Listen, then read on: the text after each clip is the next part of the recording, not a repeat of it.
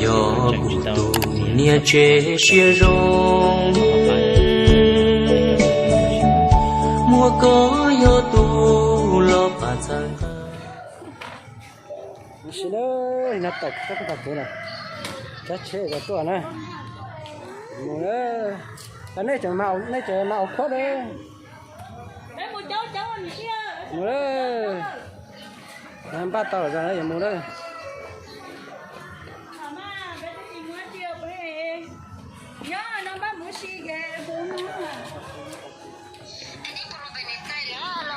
đi chị lôi nhớ là nó hả bé cháu sao nó nhớ là chị mua tổ tới giờ nào cơ nó là bé chị mua chị liệu bé nhớ hả nhớ tới trai mới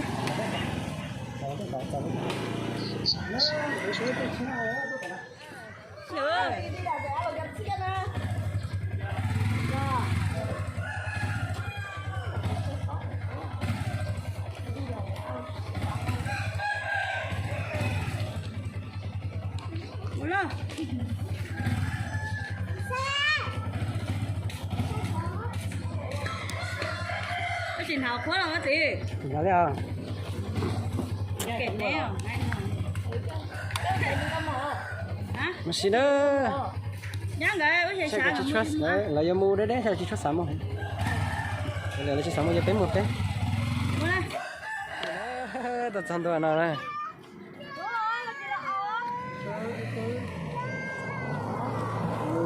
Mảnh mua liền. Nó bé ở một xe khách cha giống có tỷ luôn tiếc thì nào có phải bắt chế bé cha là chỉ một xe là một cho thế này chế là giờ tí giờ xe ở đây một xí lọt thế còn có một xí xe thì mình chơi xe nó cái chợ nó cái chợ cái một xí thì nó là kế thắt tí ra cho xe nó cho bây giờ xe này bây giờ xe là bé làm một thắt tí á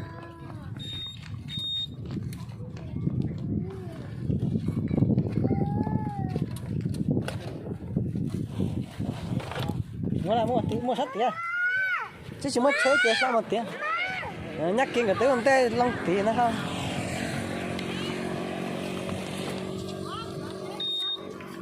coi mà đó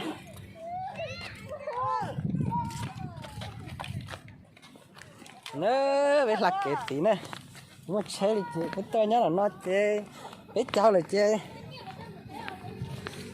nó tới lấy son để giờ tới mình để học chơi son để lấy sao chơi giờ tới nó tới một nó tới lấy son đâu chỉ nó tới một bố tàu khu du lịch học cái chỉ lấy sao chơi thế chị tôi đã một xoay nó sẽ lấy tự nhiên giờ tôi nói cái gì nó đó dùng góc cờ đi đó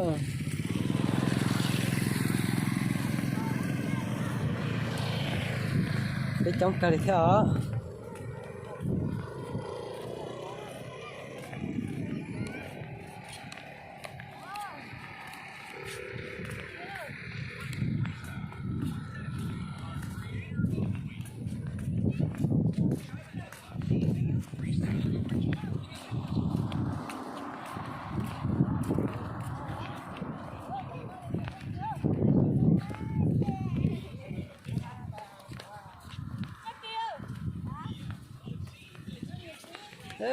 rồng góc cờ theo là tôi nhớ là nó sẽ rồng góc cờ đi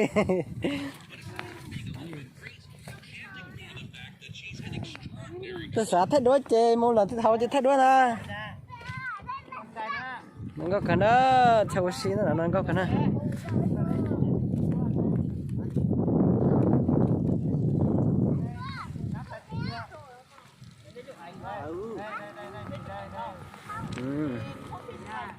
thay đuôi là nè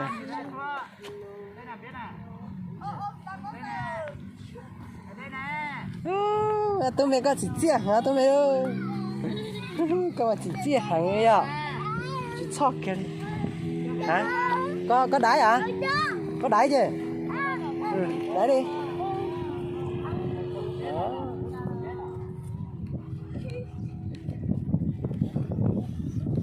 tụi mình tối là nó kinh cha này nè cái đó có phải hoa đâu cái trai hoa bên này kìa bố cho con đi xem hoa này, hoa đó, hoa ở trong đó, có chiều đó đó. Giỏi thế. Con trai giỏi quá. Không cho chúng nó đâu, chúng nó giờ lắm.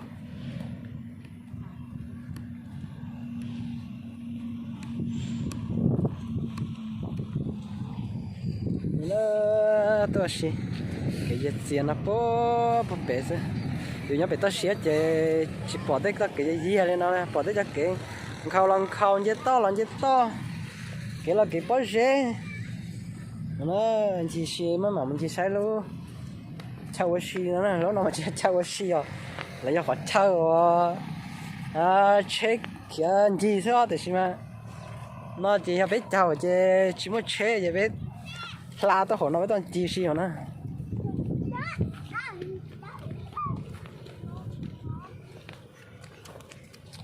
tôi tháo té nha.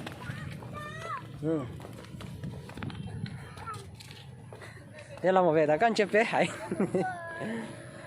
Lần này hút tua dưới đây hiểu nó dưới đây hình cho nó. Chỉ là dưới đây thử trốn tua, nó tao tua. Nó tao nào? Lâu. Cái tuần giờ. Nó tao nào? Nó. Chỉ là mà mua sát thế. Muốn thấy tao cái nào mà xí vào tao. Mua heo. Mua. Bây giờ tao sẽ cái nào bố vào tao nữa. Cái trong có chắp lại nha. Cái này à? Có thay đổi cái là nhắn lại thay đổi nó vào tao trong coi. Có thay đổi cái này thay đổi này vào tao trong coi. Có thay đổi xí nè, tôi sai. Chờ trong coi xí. Tu ơi. Nó tao nó tu. Nó tao nó. Xí trong coi đó là cho nó thôi. Để cho nó bé bán nó mà thằng nó học thay đuông cầu ha. Bé nó mà thay bỏ thay đuông cầu ha, chưa chịu kia. Chết cần cầu đó, tiếp theo là trong coi cần cầu nó. Xí nó tên chỉ xí tiếc hẳn nhỏ. Thế chị cho tập tên chỉ hẳn to hẳn đuông. Mà nó tao hạt nhỏ tê tôi thì là kệ cho mà hạt nhỏ cái tê ra mà chế nó mua cái chế chế nó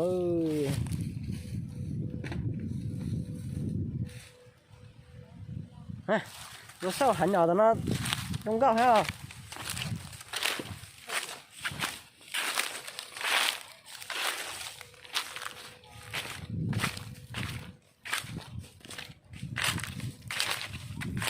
cái thằng con gấu đó xí hở nó chê nhớ hậu trong nó chê nó thôi đã chủ à nó thôi đã chủ trong gấu cờ có tên đó mà có xế gì ha nó hiểu của tôi nhiệt chế đó rồi mấy tú ơi cho nó hơi chưa cho nó chỉ thôi nó bắt tiếp thôi. Ôi, cha là nói nè, nó bên kia trong có thì tôi thằng nó chỉ trong có rồi. Nè, ô cá rồi. Nó là muốn đôn rau ấy. Nó bây là lúc con tí nó hàng heo nó. Chơi trong có sắp lỡ. Nè, chân tôi tròn này tua. Dạ. Ô nó mà qua tờ cũ mà mới chỉnh ô. Dạ rồi, lúc chạy nó lần. Lúc chạy tôi trào này. Ô, kiểu nó có từ mà. Lúc chạy tôi xiên này cái gì? Lúc chạy tôi xiên này mà thiệt lá này. Sao anh cả tới một tí. Sao cái chiếc tàu. Cho nó vô mất lỡ ta nên tôi xiên sang lúc chơi rồi. Thật trong hố vậy nó. Rồi, hai chị bên kìa, hai dòng họ rồi đi tao cơ. Giờ khi hơi chai chế là do cha. Khi chai sao?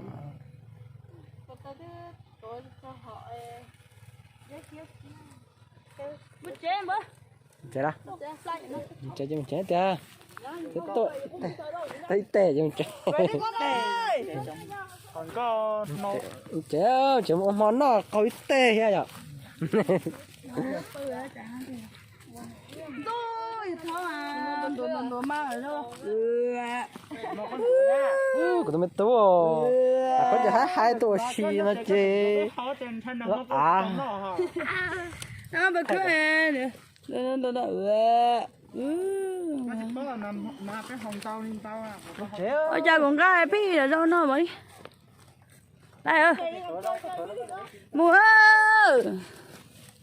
chế nó tôi biết là tôi đây đây không có tổ xì vậy chứ mà tôi chế chỉ mới cháu xì chế chế đâu nó đó một chế ơi kia trong góc cờ đi tôi thật sự trong góc đi tìm chế đó ô muốn nó mà tôi nhìn nó lọ ô nó khó cái nó la trái gì mà quá thử sao tôi một cái mà một hai sắp lời đi kể mà tôi một tay ruột kể lói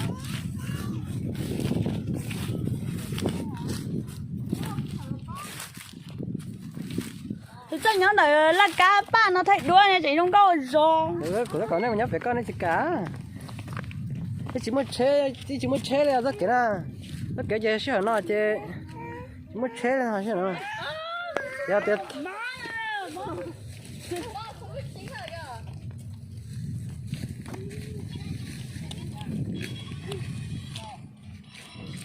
tú nó mày tú nó mày tú ơi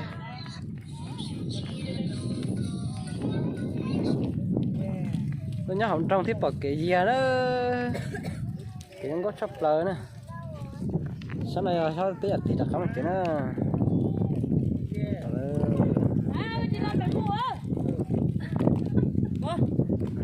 đó nè thấy đúng không? đi cáo rồi